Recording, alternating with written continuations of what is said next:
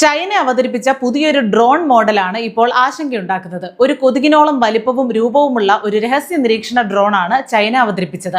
ആരും അറിയാതെ രഹസ്യമായും നിശബ്ദമായും പറക്കാൻ ഈ ഡ്രോണിന് കഴിവുണ്ട്. അപകടം നിറഞ്ഞ സാഹചര്യങ്ങളിൽ രഹസ്യ നിരീക്ഷണങ്ങൾക്ക് ഈ സ്പൈ മോസ്കിറ്റോയെ ഉപയോഗിക്കാം.